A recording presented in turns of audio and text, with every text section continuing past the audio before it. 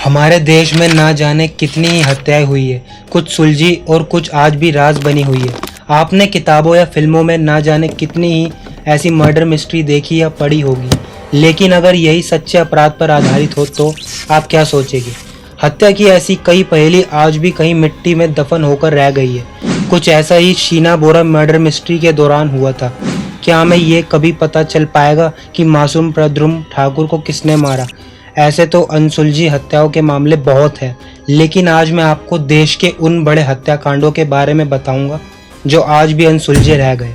Number 1, Aarushi murder mystery.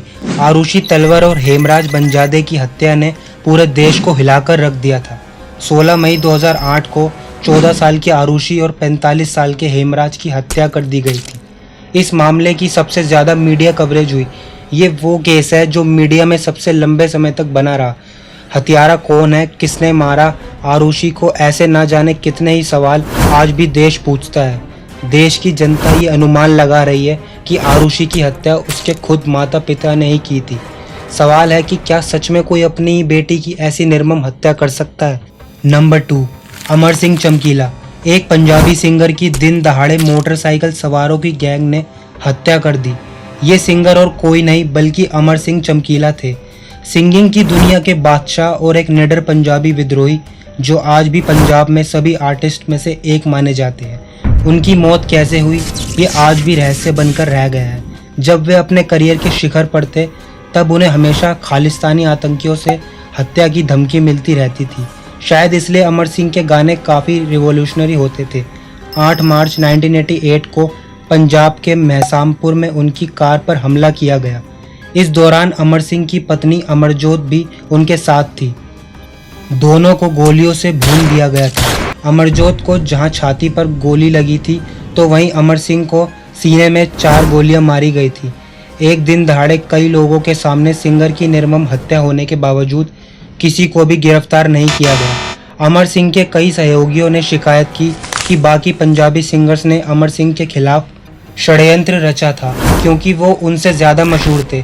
आज भी चमकीला की मौत किसने की ये लोगों के लिए रहस्य बना हुआ है। ना ही ये केस सुलझा और ना ही इस केस में किसी की गिरफ्तारी की गई।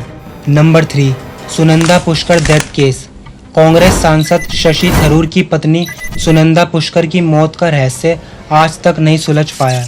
पुष्कर की दिल्ली के लीला पैलेस में एक होटल के कमरे में हत्या कर दी गई थी। शशि थरूर को उनका शव 17 जनवरी 2014 को मिला था। पहले माना गया कि सुनंदा ने सुसाइड किया है। बाद में रिपोर्ट्स में सामने आया कि सुनंदा की मृत्यु सामान्य नहीं थी। बताया जाता है कि उनके शरीर पर कई चोट के निशान थे। 10 अक्टूबर 2014 को मेडिकल टीम ने बताया कि उनकी मौत जहर से हुई है। वहीं 6 जनवरी 2015 को दिल्ली पुलिस की एक रिपोर्ट में कहा गया कि सुनंदा की हत्या की गई थी। आज भी ये मामला अदालत में चल रहा है। अब भी सवाल खड़े होते हैं कि सुनंदा की मौत कैसे हुई थी। Number 4, Ryan school murder case.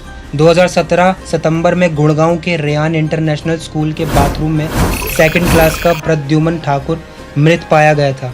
पहले कहा गया कि बच्चे के साथ जिसके कारण उसकी मौत हो गई। इस मामले में एक बस कंडक्टर को गिरफ्तार किया गया था, लेकिन कुछ दिनों बाद एक रिपोर्ट सामने आई जिसमें दावा किया गया कि 11th क्लास के एक लड़के ने उसे सिर्फ एग्ज़ाम रोकने के लिए उसकी हत्या कर दी थी। लेकिन सवाल तो ये है कि जब हत्या 11th क्लास के लड़के ने की थी तो बस कंडक्टर की इस मामले में गिरफ्तारी क्यों की गई? Number 5, Sharath murder case. Bangalore में एक आयकर अधिकारी के 19 साल के बेटे की हत्या कर दी गई थी। उसकी बॉडी शहर के बाहरी इलाके में राममोहल्ली झील के पास मिली थी। अपहरणकर्ताओं ने उसका गला दबाकर हत्या कर दी थी, लेकिन कहानी में ट्विस्ट तब आया जब पुलिस को पता चला कि अपहरणकर्ता उसके दोस्त ही थे। पीड़िता का करीबी दोस्त विशाल हत्या और अपहरण का मास्टरमाइंड था। 19 साल के शरद इंजीनियरिंग का छात्र था और उसके दोस्तों ने उसे मार डाला क्योंकि वो कर्ज चुकाना चाहते थे। तो आज की वीडियो के लिए बस इतना ही। अगर वीडियो अच्छी लगी हो तो लाइक और नया है तो चैनल को सब्सक्राइब ज़रूर कीजिएगा।